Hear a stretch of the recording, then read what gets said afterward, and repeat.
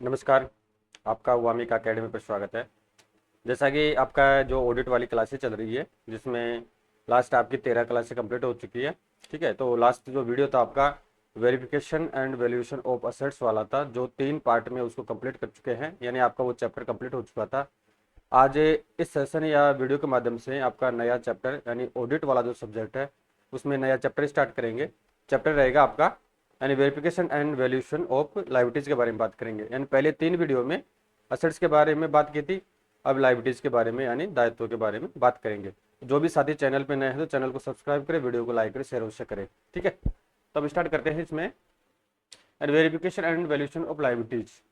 तो इसमें फर्स्ट तो देखेंगे इंट्रोडक्शन देखेंगे, फिर वेरिफिकेशन ऑफ लाइबिलिटीज यानी दायित्वों का सत्यापन किस प्रकार से किया जाता है वह देखेंगे।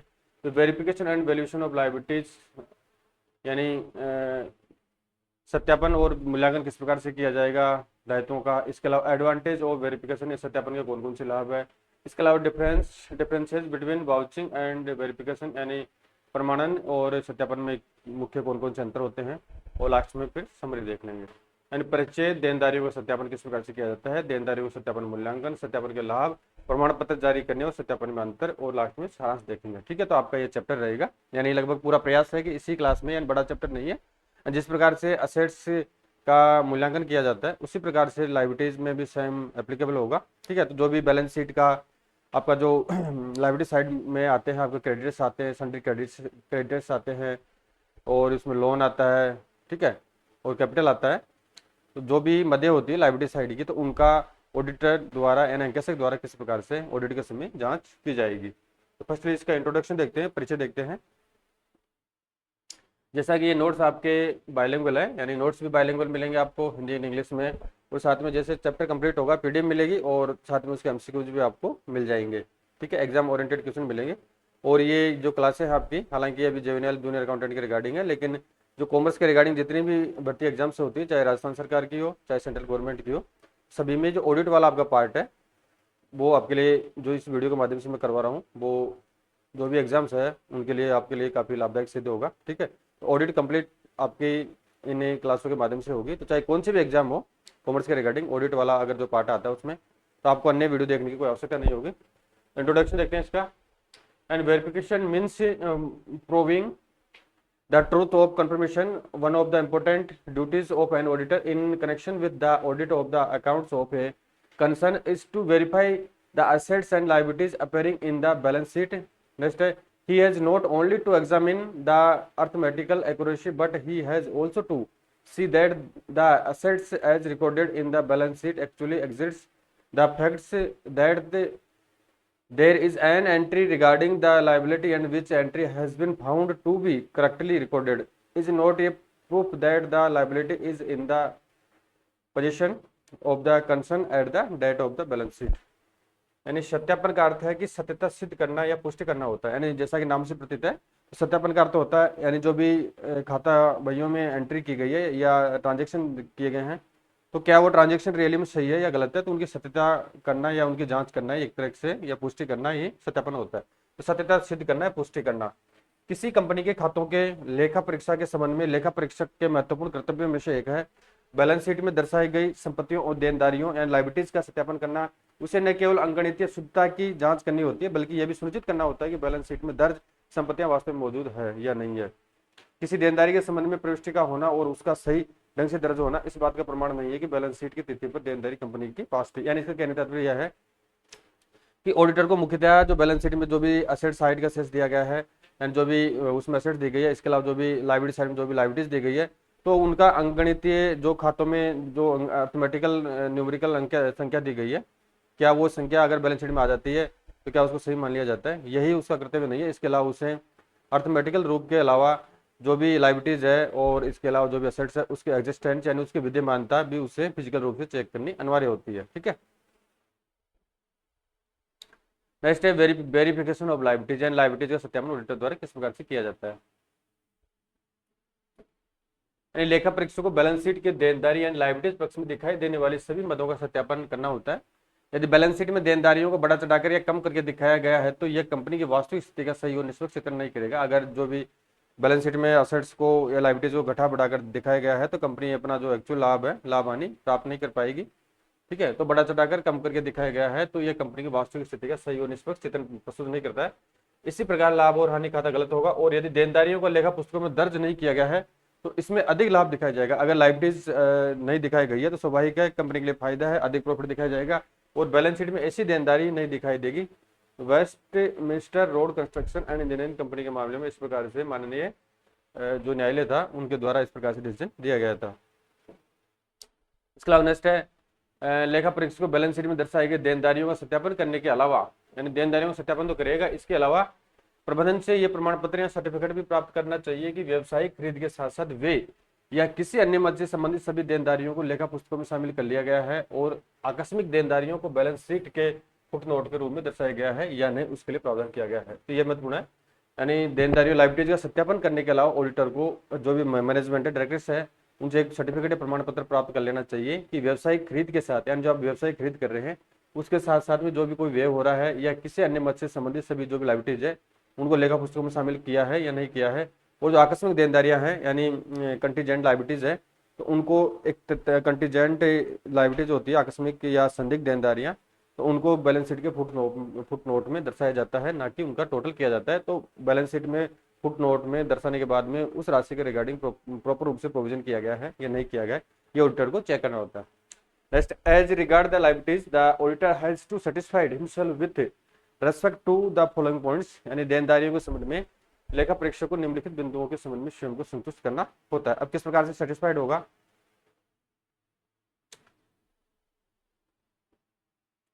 फर्स्ट बात करते हैं किन किन बातों को देखना होगा।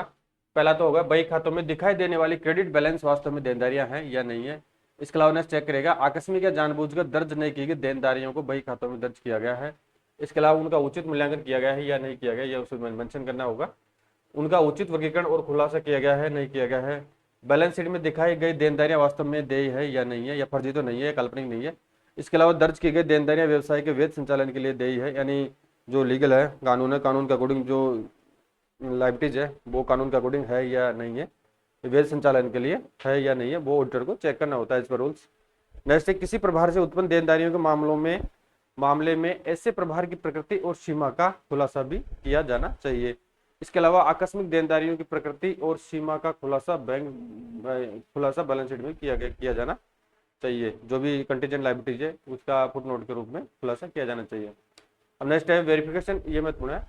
एंड अब किन किन, यानी ऊपर तो परिभाषा और इसका बेसिक देख चुके हैं, इंट्रोडक्शन देख चुके हैं। अब देखते हैं verification and valuation of liabilities. Liability side के अंतर्गत दायित्व बैलेंस शीट के यानी आर्थिक चिट्ठा के दायित्व साइड में जो मदें आती है, ठीक है, उन मदों को किस प्रकार से, पहले तो कौन सी मदें आती है वो देखेंगे, फिर जो भी मदें हैं XYZ जो भी आएगी तो उनका ऑडिटर द्वारा अंकेक्षण करते समय किस प्रकार से ध्यान रखेगा या किस प्रकार से उनको चेक करेगा। तो देखते हैं इसको। The items appearing on the liability side of the balance sheet and requiring verification can be grouped under the following 4 headings. First, अब 4 इसमें मदद दे रखी है, कौन कौन सी देखते हैं इसको। एक तो कैपिटल या ओनर सिक्योरिटी, यानी कैपिटल को देखेगा या ओनर सिक्योरिटी, बात एक ही होती है। फिर रिजर्व को देखेगा, यानी रिजर्व के अंदर कैपिटल एंड रेवेन्यू जो भी है वो देख करेगा। लोन कैपिटल, कोई लोन लिया गया है वो देखेगा। इसके अलावा लाइबिलिटी एंड प्रोविजन जो भी प्रावधान है वो ऑडिटर द्वारा चेक किया जाएगा। The verification of liabilities is much easier than their valuation. Different items on the liability side of the balance sheet are to be verified and valued. यानी Hindi version देखें इसका, तो बैलेंस शीट के देनदारी पक्ष में दिखाई देने वाली और सत्यापन की आवश्यकता वाली मदों को निम्नलिखित 4 शीर्षकों के अंतर्गत वर्गीकृत किया जा सकता है या किया गया है। जैसे ऊपर देख चुके हैं, पूंजी या स्वामी की इक्विटी है, आरसी निधि में पूंजी और राजस्व आ जाएगा। और इसके अलावा ऋण पूंजी है, देनदारी प्रावधान है। तो देनदारियों का सत्यापन उनके मूल्यांकन की तुलना में कहीं अधिक सरल है। बैलेंस शीट के देनदारी पक्ष के विभिन्न मदों का सत्यापन मूल्यांकन किया जाना है। अब 1 बाय 1 देखते हैं इसको। कैपिटल से स्टार्ट करेंगे, तो कहाँ से स्टार्ट करेंगे, ये जो पूंजी है, तो पूंजी एक तरह से लाइबिलिटीज होती है व्यापार के लिए, ठीक है। तो इस पूंजी का सत्यापन करने हेतु ऑडिटर द्वारा किन किन बातों का विशेष रूप से ध्यान रखना होगा वो देखते हैं।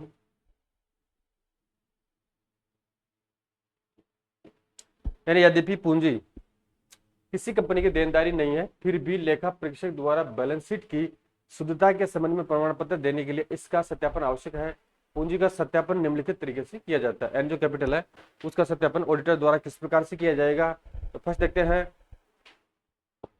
यानी अगर कोई पार्टनरशिप फर्म है तो साझेदारी फर्म के मामले में अगर बात करें तो साझेदारों की पूंजी का लेखा परीक्षा करते समय लेखा परीक्षक को सर्वप्रथम साझेदारी समझौते की जांच करनी चाहिए। जो भी उनके मध्य जो डीड है यानी समझौता है उसकी जांच करनी चाहिए कि साझेदारी समझौते के अकॉर्डिंग जो भी पार्टनर है XYZ वो कितनी पूंजी लगाएगा, किस अनुपात में उनका प्रॉफिट रेशियो रहेगा और किस अनुपात में पूंजी लेके आएंगे, वो उसे पहले जांच करनी चाहिए। उसे साझेदारों द्वारा दी गई मूल पूंजी या जो भी उनकी मूल कैपिटल है इसका पूंजी पर जो भी इंटरेस्ट दे है और इसके अलावा विड्रॉल की अनुमति और उस पर प्राप्त ब्याज, पूंजी पर देय ब्याज, साझेदारों को देय वेतन और क्या साझेदार इसे अपने पास रखेंगे या नहीं आदि का पता लगाना चाहिए। ये सब पता साझेदारी विलय के माध्यम से होता है। ठीक है, लेखा परीक्षक को यह सुनिश्चित करेगा कि पूंजी खाते सही ढंग से रखे गए हैं। उसे आहरण और पूंजी पर ब्याज की गणना भी करनी चाहिए। जो भी रूल दे रखा है जो साझेदारी समझौते के अकॉर्डिंग जो भी रेट दे रखी है तो उस रेट के अकॉर्डिंग उनको पूंजी की गणना करनी चाहिए, यानी कैपिटल की और आहरण की। अगर वहाँ पे साझेदारी समझौते का अभाव हुआ तो दो साझेदारी अधिनियम 1932 के अंतर्गत जो भी प्रावधान है उन्हीं प्रावधानों को ध्यान में रखते हुए उसे आगामी कार्रवाई करनी चाहिए। नेक्स्ट देखते हैं, यानी किसी कंपनी के मामले में निरंतर संचालन के सिद्धांत के दृष्टिकोण से पूंजी किसी कंपनी की देनदारी नहीं होती है, लेकिन लेखा परीक्षक को इसकी सत्यता की पुष्टि करनी चाहिए ताकि वह बैलेंस शीट की सत्यता पर रिपोर्ट दे सके। इसके अलावा किसी कंपनी की पूंजी के लेखा परीक्षा के संबंध में लेखा परीक्षक के कर्तव्यों को दो श्रेणियों में रखा जा सकता है। एंड कैपिटल के रिगार्डिंग जो भी उसकी लाइबिलिटीज होती है या ड्यूटीज होती है ऑडिटर की, तो उसको दो पार्ट में डिवाइडेड किया गया है। फर्स्ट तो है पहली लेखा परीक्षा के समय और सेकंड है बाद की लेखा परीक्षा के समय। ठीक है, तो पहली लेखा परीक्षा के समय लेखा परीक्षा के कर्तव्य है। पहली लेखा परीक्षा के समय लेखा परीक्षा के कर्तव्य कौन कौन से हैं उनको 1 बाय 1 देखते हैं, फिर बाद की लेखा परीक्षा के बारे में बात करेंगे। यानी कंपनी की अधिकृत पूंजी का पता लगाने के लिए उसे कंपनी के memorandum of articles of association यानी जो भी पार्षद अंतर नियम है और सीमा नियम है उसके विभिन्न जो भी क्लोज है उनको पढ़ना चाहिए। इसके अलावा लेखा परीक्षक को केस बुक है यानी जो नगद बही है, पासबुक है और निदेशक मंडल का जो मिनट्स है मीटिंग्स का कार्यव्रत है पुस्तिका की जांच करनी चाहिए और ताकि उसे निम्नलिखित जानकारी प्राप्त हो सके। अब कौन कौन सी जानकारी उसे ढूंढनी है? फर्स्ट तो है जारी किए गए शेयरों की संख्या, जो भी शेयर्स जारी किए गए कंपनी के उनके विभिन्न जो भी प्रकार की जो श्रेणियां हैं वो उसे पता करनी है। प्रत्येक शेयर पर प्राप्त राशि कितनी हुई है, शेयर जो भी शेयर होल्डर्स है उसे कॉल के संबंध में दे कोई भी राशि अगर कोई शेष है, ठीक है, बकाया मांग कोई हो तो उसे देखना चाहिए। इसके अलावा यदि कुछ शेयर विक्रेताओं को नगद के अलावा अन्य प्रतिफल के बदले जारी किए गए हैं तो उसे विक्रेता और कंपनी के बीच हुए अनुबंध के विभिन्न खंडों की भी जांच करनी चाहिए। यानी जो मोस्टली शेयर जारी किए जाते हैं वो नगद के लिए जारी किए जाते हैं, लेकिन इनके अलावा अन्य प्रतिफल के लिए भी, संपत्ति के लिए या सेवा के लिए किसी प्रकार से जारी किए जा सकते हैं। तो जो प्रतिफल के अलावा नगद के अलावा अन्य प्रतिफल के लिए जो शेयर जारी किए गए हैं तो जो भी विक्रेता है और कंपनी के मध्य हुए अनुबंध के विभिन्न खंडों की यहाँ पे जांच करनी चाहिए। ठीक है, नेक्स्ट है अनुवर्ती लेखा परीक्षा में। अभी आप बाद की लेखा पहले वाली देख चुके हैं, अब बाद की लेखा परीक्षा किस प्रकार से करेगा, यानी सेकंड वाली है बाद वाली। अनुवर्ती लेखा परीक्षा में लेखा परीक्षक के कर्तव्य क्या क्या है? तो अनुवर्ती लेखा परीक्षा के संबंध में लेखा परीक्षक का कर्तव्य सुनिश्चित करना है कि शेयर पूंजी पिछले वर्ष के अंत में जितनी थी उतनी ही रहे। यदि उसे पता चलता है कि नए शेयर जारी करने आदि के कारण पूंजी में परिवर्तन हुआ है तो उसे यह सुनिश्चित करना चाहिए कि कंपनी अधिनियम के संबंधित प्रावधानों का अनुपालन किया गया है। यानी इसका कहने का तात्पर्य यह है कि जो बाद वाले ऑडिट करेगा तो उसमें जो लास्ट जब ऑडिट की थी पहली बार तो जो शेयर कैपिटल रही थी वही आगामी ऑडिट में रहनी चाहिए। अगर पूंजी बढ़ती है, ठीक है, अगर एडिशनल IPO जारी कर दिया जाता है, FPO जारी कर दिया जाता है या पैसा किसी भी रूप में कंपनी द्वारा प्राप्त किया जाता है तो उस संबंध में जो बढ़ी हुई पूंजी है तो उसके रिगार्डिंग ऑडिटर को जांच करना होता है कि जो भी पूंजी के लिए शेयर जारी किए गए, डिवेंचर जारी किए गए, एक्सेट्रा जो भी जारी किए गए हैं वो as per rules company act 2013 के अंतर्गत जारी किए गए हैं या नहीं किए गए हैं, या इससे पहले जो 2013 से पहले जो कंपनी एक्ट था 1956 उस अधिनियम का पालन किया गया है या नहीं किया गया है। इस प्रकार से ऑडिटर को जांच करना होता है। हम नेचर डिवेंचर्स के बारे में बात करेंगे, यानी ऋण पत्र के बारे में बात करेंगे। तो डिवेंचर्स यानी debentures is a written acknowledgement under the seal of the company for year डेब्ट due to by the company undertaking to पे द डेब्ट एंड इंटरेस्ट ऑन डेब्ट। Debentures can be various types हैं, जो डिवेंचर है वो कई प्रकार के होते हैं।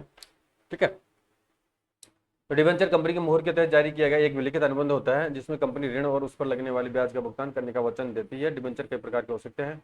डिवेंचर है एक तरह से कंपनी का ऋण होता है वो जो डिवेंचर होल्डर होते हैं वो कंपनी के एक तरीके से मालिक नहीं होते, ठीक है, ये विशेष ध्यान रखना है, ये डिवेंचर कंपनी के मालिक नहीं होते। जो जो सबसे पहला पैसा दिया जाता है, वो जो प्रॉफिट होता है या ब्याज दिया जाता है, सबसे पहले डिवेंचर्स को दिया जाता है, उसके बाद में शेयर होल्डर को भुगतान किया जाता है। अब इसमें बता रखा है procedure for auditing debentures is briefed as under, यानी जो प्रोसीजरिंग कार्य किया जाएगा वो ब्रीफ में बता रखा है यहाँ पे डिवेंचर के रिगार्डिंग। अब क्या क्या चेक करेगा, फर्स्ट तो चेक करेगा कि लेखा परीक्षक को कंपनी की उधार लेने की क्षमता का बहुत सावधानी पूर्वक पता लगाना चाहिए, एंड जो भी उसकी उधार लेने की क्षमता है वो ऑडिटर को पता लगाना चाहिए, यानी उसकी कैपेसिटी के अकॉर्डिंग लोन लिया है या नहीं लिया गया है। किसी कंपनी के पास उधार लेने की क्षमता है या नहीं, यह उसके उद्देश्यों पर निर्भर करता है, और लेखा परीक्षक को इसके लिए कंपनी के ज्ञापन और नियमों का संदर्भ लेना चाहिए। हालांकि उधार लेने की क्षमता का स्पष्ट रूप से उल्लेख करना आवश्यक नहीं है, ये निहित हो सकती है, और सभी व्यापारिक कंपनियों के पास उधार लेने की निहित क्षमता भी होती है, क्योंकि इसे उनके व्यवसाय संचालन का एक अभिन्न अंग माना जाता है।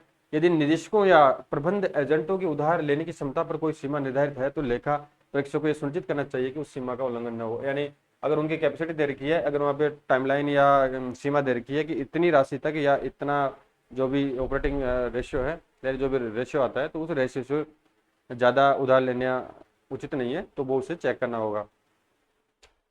यह सुनिश्चित करना है क्रय की प्रबंधक के ऋणों से संबंधित अधिनियम की सभी आवश्यकताओं का कड़ाई से पालन किया जाए, जो भी एक्ट है एक्ट की कड़ाई से पालना की जाए। इसके अलावा यह भी इंश्योर करना है कि बंधक या प्रभारित संपत्तियों को बैलेंस शीट में स्पष्ट रूप से दर्शाया गया हो, यानी जो मॉर्गेज असेट्स है या प्रभारित है तो उनको बैलेंस शीट में स्पष्ट रूप से दर्शाया जाना चाहिए। यह सुनिश्चित करना है कि जहां डिबेंचर प्रीमियम पर जारी किए गए हैं वहां प्रीमियम का उपयोग सद्भावना यानी गुडविल या अन्य अचल संपत्तियों को कम करने या बट्टे में खाते में डालने के लिए किया गया हो, या डिबेंचर मोचन निधि या पूंजी आरसी निधि में जमा किया गया हो, ये उसे जांच करना होता है। यानी इसके बारे में जो डिबेंचर वाला चैप्टर है आपका अकाउंटेंसी का, उसमें डिटेल से आप देख सकते हैं। ये सुनिश्चित करें कि जहां डिबेंचर छूट पर जारी किए गए हैं और समूल्य पर उसको चुकाया जाना है, यानी उसको डिस्काउंट पर जारी किया था और एट पार यानी समूल्य पर उसको पेमेंट करना है, तो वहाँ डिबेंचर के अंकित मूल्य द्वारा दर्शाई गई कुल देयता राशि देनदारी पक्ष में दिखाई गई हो। डिबेंचर जारी करने पर दी गई छूट हानि होने के कारण डिबेंचर की अवधि के दौरान बट्टे खाते में डाल दी जानी चाहिए। इसके अलावा इस 20 प्रतिदेय शेष राशि परिसंपत्ति पक्ष में एसेट साइड में दिखाई जानी चाहिए। और इसके अलावा ये उसे इंश्योर करना है कि जहां डिबेंचर समूल्य पर जारी किए जाते हैं और समूल्य पर चुकाए जाते हैं, तो वहाँ प्रत्येक वर्ष के लाभ में से आनुपातिक रूप से प्रीमियम का प्रावधान भी किया गया हो, यह उसे इंश्योर करना होता है। लेखा परीक्षक को यह सुनिश्चित करना चाहिए कि डिबेंचर जारी करने की शर्तों का अनुपालन किया गया है या नहीं किया गया है। इस प्रकार से ऑडिटर को यह चेक करना होता है। अब नेक्स्ट आता है आपका लोन से सिक्योर्ड एंड अनसिक्योर्ड, एंड जो लोन है यानी ऋण है वो सुरक्षित और असुरक्षित दो पार्ट में इसको डिवाइडेड किया गया है। पहले सुरक्षित के बारे में बात करेंगे और फिर असुरक्षित ऋण के बारे में बात करेंगे। इसके लिए ऑडिटर को किस प्रकार से जो अकाउंट्स है या जो भी प्रपत्र है उसको किस प्रकार से चेक करना है, ठीक है। अब स्टार्ट करते हैं इसको।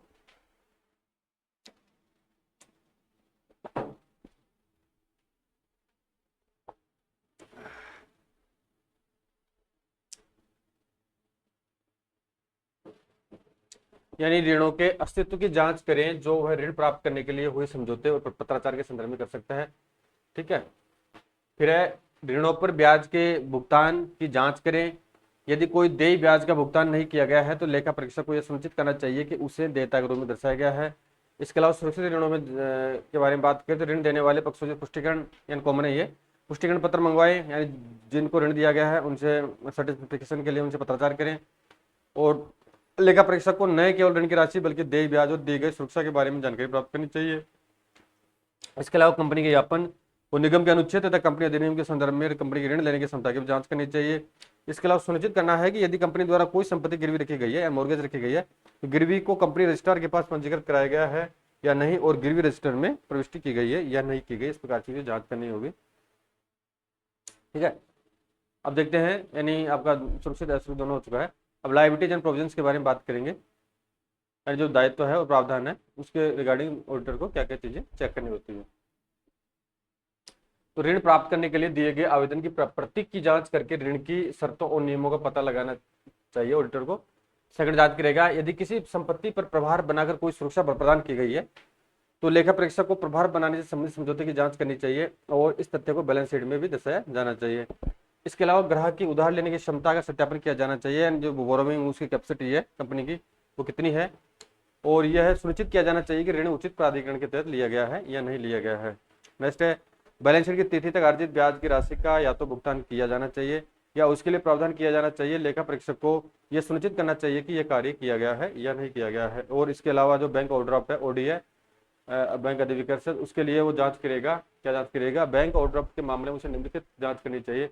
पहले तो करेगा बैंक के साथ जो समझौता हुआ है वो किस प्रकार से किया गया है, कितना ब्याज लगेगा, कितने वर्ष के लिए बैंक ओवरड्राफ्ट या ओडी ली गई है, बैंक पासबुक में उसकी एंट्री है कि नहीं है, और इसके अलावा गिरवी रखी गई संपत्तियों का विवरण भी उसे चेक करना होता है। और नेक्स्ट देखते हैं ट्रेड क्रेडिटर्स, यानी जो व्यापारिक लेनदार होते हैं उनके बारे में बात करते हैं। यानी व्यापारिक लेनदार बोले तो जिनसे उधार माल खरीदा गया है उनको ही व्यापारिक लेनदार कहते हैं। यानी trade creditors, and the auditor should obtain a certified schedule of creditors from the client and check it with the individual creditors account in the purchase ledger, particularly to ensure that all purchases including those made at the year and have been included in the purchases and duly credited to the accounts of the creditors concerned।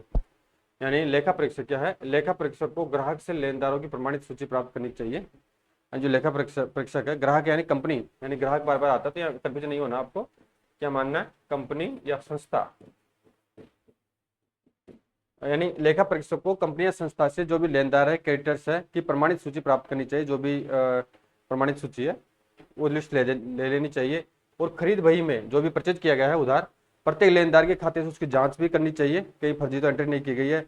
इसके अलावा विशेष रूप से यह सुनिश्चित करने के लिए कि वर्ष के अंत में की गई खरीद सहित सभी खरीद बही में शामिल, परचेज बुक में शामिल किए गए हैं या नहीं किए गए, और संबंधित लेनदारों के खातों में विधिवत उसको जमा किया गया है या जमा नहीं किया गया है, यह ऑडिटर को विशेष रूप से जांच करना होता है। इसके अलावा further the purchase laser should be checked with the books of original entry, invoice, credit notes etcetera. यानी इसके अलावा खरीद खाता बही की जांच मूल प्रविष्टियों की पुस्तकों जैसे चालानों, क्रेडिट नोटों आदि से भी की जानी चाहिए। इसके अलावा जैसा कि एक न्यायाधीश द्वारा स्टेटमेंट दिया गया था एक कंपनी की, जैसा कि Westminster road construction and engineering company limited के मामले में कहा गया था कि लेखा परीक्षक का कर्तव्य है कि वह लेखा परीक्षा अवधि से पहले प्राप्त माल के संबंध में दर्ज न की गई देनदारी का निर्धारण करें। तो स्टॉक में तो शामिल है लेकिन देनदारियों के अंतर्गत उसका कोई संबंधित विवरण नहीं है। ठीक है, जैसे माल परचेज कर लिया है और उसको स्टॉक में एंट्री कर दी गई है लेकिन खाता बही में उसकी एंट्री नहीं है, तो उसे जो क्रेडिटर्स है उनका विवरण उसे लेना चाहिए। लेखा परीक्षक को वर्ष के अंत में शेष राशि के संबंध में कुछ चुनिंदा लेनदारों की पुष्टि अनुरोध भेजना चाहिए। यानी जैसे लेखा परीक्षक वर्ष के अंत में जो शेष राशि है उसके वेरीफाई करने हेतु जो उसको रैंडमली रूप से या चुनिंदा जो क्रेडिटर्स है की पुष्टि हेतु एक तरह से पत्र भेजना चाहिए। यदि कोई ऋण लंबे समय से बकाया पाया जाता है तो इसकी जांच भी की जानी चाहिए, क्योंकि संभव हो कि लेनदार को भुगतान करने के बजाय राशि का दुरुपयोग तो कहीं नहीं किया गया है। अगर कोई क्रेडिटर्स बकाया है, लंबे समय से उसको पेमेंट नहीं किया गया है, ठीक है, तो उसको पेमेंट क्यों नहीं किया गया है, क्या रीजन है, कहीं उस राशि का दुरुपयोग तो नहीं किया जा रहा है व्यापार द्वारा, ये सब चीजें ऑडिटर को देखना चाहिए। फिर देखते हैं अमाउंट रिसीवेबल इन एडवांस। अगर एडवांस में कोई राशि प्राप्त हो जाती है, यानी वो राशि संबंधित वर्ष से संबंधित नहीं है लेकिन अगर उसको एडवांस में प्राप्त हो जाती है व्यापार को, कंपनी को, तो एक तरह से कंपनी के लिए जब तक वो राशि दे नहीं होती, ड्यू नहीं होती, तब तक वो लायबिलिटीज मानी जाती है। उसके रिगार्डिंग ऑडिटर को क्या क्या चीज चेक करनी होगी?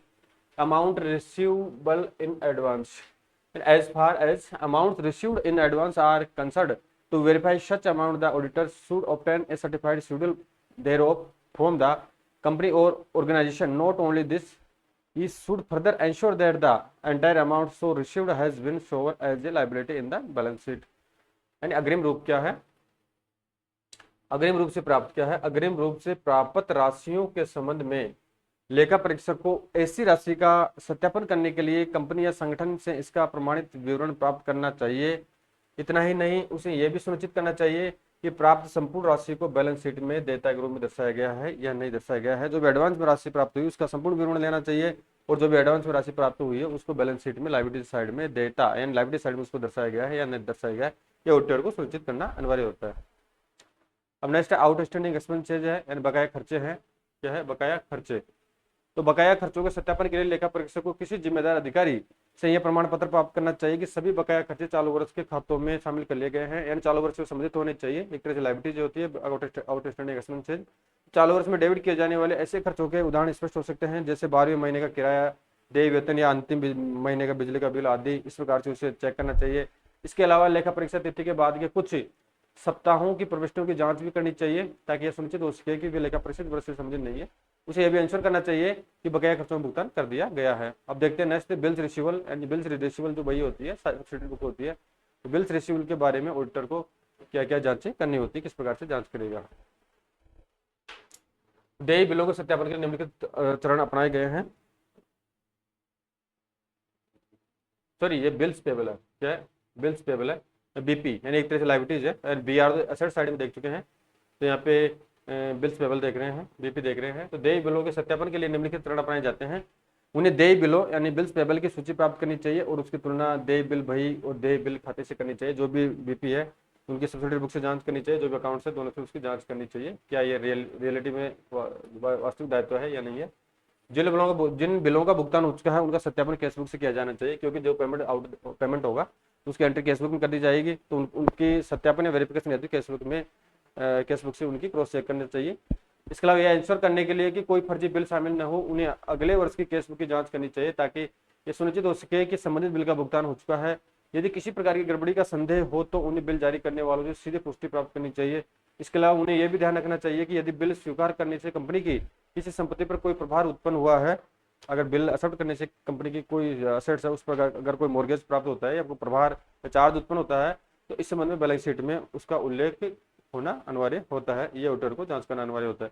तो नेक्स्ट देखते हैं कंटीजेंट लायबिलिटीज है, यानी संदिग्ध दायित्व है। अब संदिग्ध दायित्व के बारे में आप सभी जानते हैं संदिग्ध दायित्व क्या होते हैं। ऐसे दायित्व इन फीचर से संबंधित होते हैं, किसी घटना के घटित होने पर डिपेंडेंट होते हैं, लेकिन जो संदिग्ध दायित्व है उनको बैलेंस शीट में शामिल नहीं किया जाता है। उनको सिर्फ और सिर्फ किसमें यानी बैलेंस शीट के नीचे फुट नोट के रूप में उनको लिखना अनिवार्य होता है। ठीक है। अब जैसे ही अगर कोई दायित्व घटित हो जाता है तो उसको बैलेंस शीट की राशि में शामिल कर लिया जाता है लायबिलिटी साइड में। अगर वो तब तक घटित नहीं होता तब तक उसको बैलेंस शीट में फुट नोट के रूप में शो किया जाना अनिवार्य होता है। तो बैलेंस शीट तैयार होने के बाद कुछ देनदारियां यानी कुछ क्रेडिटर्स या कुछ दायित्व उत्पन्न हो सकते हैं या नहीं भी हो सकते हैं। ऐसी देनदारियों को आकस्मिक देनदारियां या कंटीजेंट लायबिलिटी कहा जाता है। आकस्मिक देनदारियों के संबंध में लेखा परीक्षक करते हुए निम्नलिखित है कौन कौन सी ड्यूटीज है। पहला तो है कि उसे इंश्योर करना है कि ऐसी सभी संभावित देनदारियों का लेखा जोखा बैलेंस शीट में किया गया है। ऐसी देनदारियों की राशि का अनुमोदन लेखा पुस्तकों, पत्राचार, कार्यव्रत आदि के संदर्भ में लगाया जा सकता है। इसके अलावा ऐसी देनदारियों के मूल्य और प्रमाणिकता का आकलन करने के लिए ग्राहक यानी कंपनी के वकील से परामर्श करना उसे अनिवार्य होता है या उसे करना चाहिए। इसके अलावा यह सुनिश्चित करना कि आकस्मिक देनदारियों के संबंध में कंपनी अधिनियम 1956 के अनुसूचित 6 भाग फर्स्ट के प्रावधानों के अकॉर्डिंग या इसके अलावा कंपनी अधिनियम 2013 नया है उसके अकॉर्डिंग अनुपालन किया गया है या नहीं किया गया है, जो कंपनी की बैलेंस शीट का प्रारूप निर्धारित करता है, उसे अच्छी तरह से देखना चाहिए। ठीक है। तो इसमें लगभग बात कर चुके हैं कैपिटल का किस प्रकार से करेगा। इसके अलावा जो भी लोन है सिक्योर्ड अनसिक्योर्ड उसका किस प्रकार से वेरिफिकेशन करेगा, बीपी का किस प्रकार से करेगा, और इसके अलावा जो आपकी लायबिलिटीज बची है अदर उनका किस प्रकार से उसे वेरिफिकेशन करना होगा, वो उसके बारे में बात कर चुके हैं। अब इसके एडवांटेज कौन कौन से हैं वेरिफिकेशन के एंड दायित्वों सत्यापन के कौन कौन से मुख्य लाभ होते हैं उसके बारे में बात करते हैं। तो advantage of verification of liabilities है, यानी careful verification of liabilities will has the following advantage. कौन कौन से लाभ होंगे। फर्स्ट तो होगा ये true and fair position of the business shown by the balance sheet. Next होगा proper recording and verification of the liabilities. इसके बाद थर्ड होगा guard against misappropriation of loans. और नेक्स्ट है अवॉइडेंस ऑफ अननेसेसरी लोन्स, यानी balance sheet द्वारा व्यवसाय की सही और निष्पक्ष स्थिति का प्रदर्शन होता है। इसके अलावा देनदारियों का उचित रिकॉर्ड रखना और उनका सत्यापन करना होता है। इसके अलावा ऋणों का दुरुपयोग से बचाव होता है। इसके अलावा अनावश्यक ऋणों से बचा जाता है। ये इसके मुख्य फायदे होते हैं। अब इसमें देखते हैं difference between verification and vouching के अंतर्गत, यानी जो वाउचिंग होता है एक तरह से प्रमाणन होता है और सत्यापन होता है। इस प्रकार क्वेश्चन आ सकता है एग्जाम, ये महत्वपूर्ण टेबल है, इसको अच्छी तरह से देखना आपको, यानी बेसिक अंतर देखेंगे, अंतर का आधार देखेंगे, फिर वाउचिंग में क्या होता है और वेरिफिकेशन में क्या होता है। तो इस प्रकार से एग्जाम में क्वेश्चन आने की पूरी पॉसिबिलिटी है कि सत्यापन और प्रमाणन या वाउचिंग में मेजर डिफरेंस कौन कौन से हैं पहले देखेंगे। यानी आपका फर्स्ट कॉलम तो वाउचिंग का है और फिर दूसरा वेरिफिकेशन का है, यानी हिंदी इंग्लिश में दोनों यहाँ पे दो डिफरेंस बता रखे हैं। ये तो हो गया आपका प्रमाणक या प्रमाणन या प्रमाणक, और ये हो गया यहाँ पे आपका सत्यापन यानी वेरिफिकेशन।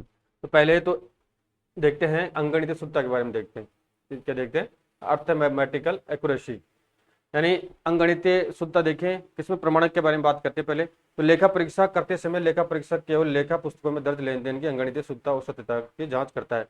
यानी वाउचिंग के अंतर्गत जो लेखा परीक्षा होता है ऑडिटर वो सिर्फ जो अंगणितीय जो शुद्धता है, यानी गणितीय रूप से जो भी ट्रांजेक्शन या व्यवहार दर्ज किए गए हैं वो सही है या नहीं है, उसकी कार्य या उसका देखने का कार्य करता है। कौन करता है? ऑडिटर प्रमाणक के रूप में। अगर सत्यापन के बारे में बात करें तो सत्यापन में लेखा परीक्षक को यह सुनिश्चित करना होता है कि बैलेंस शीट में दर्ज संपत्तियां वास्तव में मौजूद है या नहीं।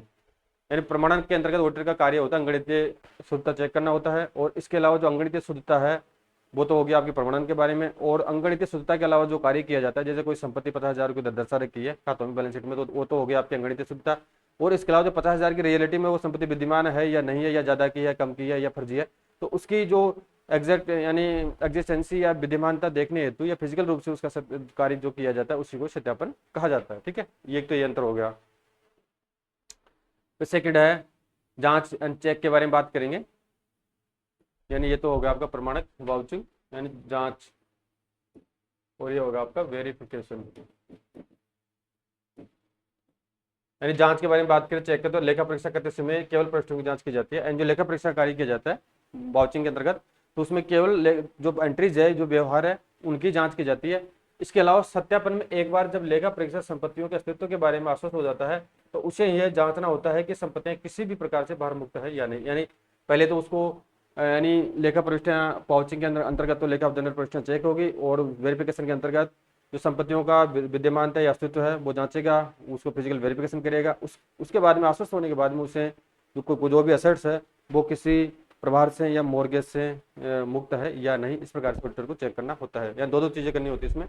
नेक्स्ट है यानी एग्जिस्टेंस के बारे में बात करें, अस्तित्व के बारे में बात करें वाउचिंग के अंतर्गत, तो वाउचिंग के अंतर्गत लेखा परीक्षा करते समय लेखा परीक्षक को यह पता चलता है कि खाते में क्या होना चाहिए। ठीक है, तो सत्यापन के में लेखा परीक्षक को संपत्तियों के वास्तविक अस्तित्व, भार मुक्ति और उचित मूल्यांकन के बारे में जानकारी मिलती है। ठीक है, और इसमें इंक्वायरी के बारे में बात करें वाउचिंग में पूछताछ, तो लेखा परीक्षा करते समय लेखा परीक्षक रसीदों और वाउचरों की जांच करता है।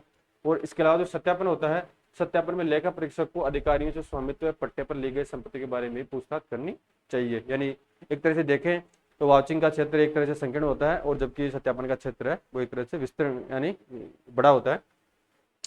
नेक्स्ट है लीगल डॉक्यूमेंट्स के बारे में बात करें, कानूनी दस्तावेज के बारे में बात करें, तो लेखा परीक्षा करते समय लेखा परीक्षक को पढ़ना आवश्यक नहीं होता है, यानी जो भी कानूनी दस्तावेज है उनको पढ़ने की कोई आवश्यकता नहीं है। जबकि सत्यापन में लेखा परीक्षक कानूनी तौर पर आधिकारिक दस्तावेजों को देख सकता है, जो भी ऑथराइज डॉक्यूमेंट्स हैं उनको देख सकता है और उनकी जांच कर सकता है। साथ ही ग्राहक के जिम्मेदार अधिकारियों यानी कंपनी के जो भी या कंपनी या संस्था के जो भी जिम्मेदार रेस्पॉन्सिबल ऑफिसर्स है उनसे वो इंक्वायरी भी कर सकता है। तो मुख्य जो इनके मध्य जो वेरिएंस होता है वो देख चुके हैं। यानी एक तरह से देखा जाए सत्यापन बड़ा होता है और आपका वाउचिंग छोटा होता है, इसका क्षेत्र छोटा होता है। तो सत्यापन के दौरान यानी in verification the auditor can look at and go through the legal and official documents as also interrogate the responsible officer of the client। यानी सत्यापन के दौरान लेखा परीक्षक कानूनी और आधिकारिक दस्तावेजों को देख और उनकी जांच कर सकता है। साथ ही ग्राहक के जिम्मेदार अधिकारियों से यानी कंपनी के जिम्मेदार अधिकारियों से पूछताछ भी कर सकता है। ठीक है, तो आपका जो चैप्टर कंप्लीट हो चुका है, यानी लायबिलिटीज के बारे में किस प्रकार से ऑडिटर चेक करेगा, और इसका थोड़ा समरी देख लेते हैं। तो देनदारियों का सत्यापन परिसंपत्ति सत्यापन जितना ही महत्वपूर्ण होता है, देनदारियां ज्यादातर मामलों में राय नहीं है बल्कि ये तथ्य होती है। हालांकि आकस्मिक देनदारी इसका अपवाद है, क्योंकि ये केवल एक अनुमान है, लेकिन इसे अन्य देनदारियों में शामिल नहीं किया जाता है। यानी जो कंटीजेंट लायबिलिटीज है वो एक फुट नोट के रूप में दर्शाई जाती है। देनदारियों के मूल्यांकन का प्रश्न ही नहीं उठता, क्योंकि देनदारियों की सटीक राशि निर्धारित की जा सकती है। पूंजी बैलेंस शीट और देनदारी पक्ष का महत्वपूर्ण बंध है, यानी जो भी कैपिटल है वो बैलेंस शीट की लायबिलिटी साइड का महत्वपूर्ण पक्ष होता है। इसका पूरी तरह से सत्यापन किया जाना चाहिए, विशेष रूप से पहले ऑडिट में इसका डिटेल से जांच करनी चाहिए। और इसके अलावा डिवेंचरों का सत्यापन करते समय लेखा परीक्षक कंपनी अधिनियम 1956 की धारा 293 के प्रावधानों का ध्यान रखना चाहिए, जो उधार लेने पर सीमाएं निर्धारित करते हैं। यदि प्रतिदेय डिवेंचर जारी किए गए हैं तो लेखा परीक्षक को प्रतिदमन की शर्तों का पालन पता लगाना चाहिए। इसके अलावा व्यापारिक लेनदारों के मामले में उसे विभिन्न लेनदार जो सीधे खाते के विवरण प्राप्त करने चाहिए और फिर उनका सावधानी पूर्वक सत्यापन करना चाहिए। देय बिलों का सत्यापन करते समय उसे बिल जारी करने वालों से पुष्टिकरण पत्र मंगवाने के चाहिए, और इसके अलावा बकाया बिलों की राशि की जांच उसे डिटेल से करनी चाहिए। इस प्रकार ऋण, बकाया, व्यय और आकस्मिक देनदारियों का सावधानी पूर्वक उसे सत्यापन करना चाहिए। फ्रेंड्स, आपका जो चैप्टर है verification and valuation of liabilities वाला कंप्लीट हो चुका है, यानी बड़ा चैप्टर नहीं था, इजी चैप्टर था।